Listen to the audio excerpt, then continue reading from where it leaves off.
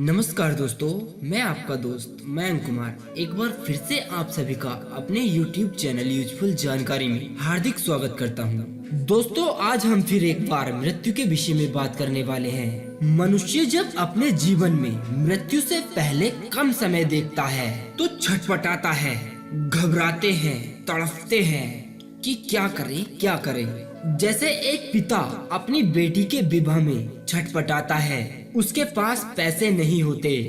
जिस पिता के पास पैसे नहीं होते और उसकी बेटी का विवाह उसके सर पर होता है तो वो छटपटाता है कि कहां से लाऊं पैसे, क्या करूं, कैसे होगा ये। वो बहुत चिंता करता है कि कहीं किसी कारणवश उसकी बेटी की बारात उसकी दहलीज से वापस न लौट जाए। ऐसे ही मनुष्य जब अपनी मृत्यु का समय नजदीक देखता है, जब उसके मरने में केवल 1 घंटा शेष रह जाता है। याद रखना मेरे दोस्तों, ये मैं आप सभी को बता रहा हूँ जो कि हमारे धार्मिक ग्रंथ गरुड़ पुराण में विस्तार से लिखा हुआ है। जब आपके मरने में 1 घंटा शेष रह जाता है तो उस समय से 1 घंटा पहले से आपके जन्म से लेकर आज तक की पिक्चर आपकी आंखों के सामने चलने लगती है। फिर आपको ये दुनिया और इस संसार के लोग नजर नहीं आते हैं। अक्सर आपने देखा होगा कि जब व्यक्ति का अंतिम समय चल रहा होता है और उसे देखने के लिए पड़ोसी आते हैं तथा मेहमान आते हैं और उससे कहते हैं कि हमें पहचानो, तो वो व्यक्ति उस समय अपने आप को पहचानने में व्यस्त रहता है।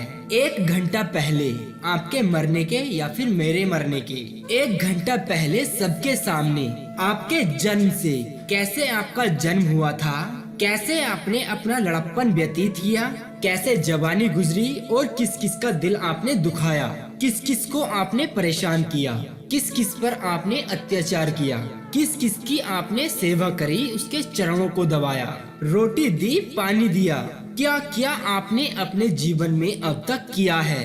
वो सारी पिक्चर केवल 1 घंटे में परमात्मा आपको दिखा देता है और वो पिक्चर देखकर इंसान और तुरंत भगवान आपको हिसाब भी दे देते हैं कि तुझे नर्क जाना पड़ेगा। देख, तेरे नर्क या स्वर्ग जाने से पहले भगवान तुझे दिखा देते हैं कि देख, तुझे नर्क जाना पड़ेगा या स्वर्ग जाना पड़ेगा, तुझे वैकुंठ प्राप्त होगा या गोलोक प्राप्त होगा, या तुझे फिर से ये मृत्यु लोक प्राप्त होगा।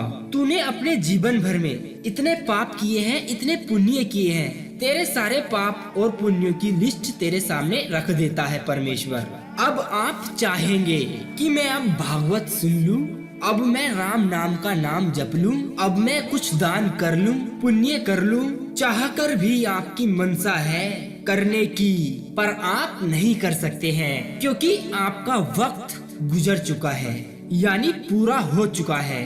इसलिए मेरे भाइयों, मैं आपसे कहता हूँ, अभी आपके पास वक्त है। इन हाथों को किसी की सेवा के लिए बढ़ाइए, अपने धन को धर्म की ओर बढ़ाइए, कल्याण होगा आपका। दोस्तों, यदि अगर हमसे इस वीडियो में कुछ गलत कह दिया गया हो तो कृपया आप हमें अपने से छोटा भाई समझकर क्षमा कर देना।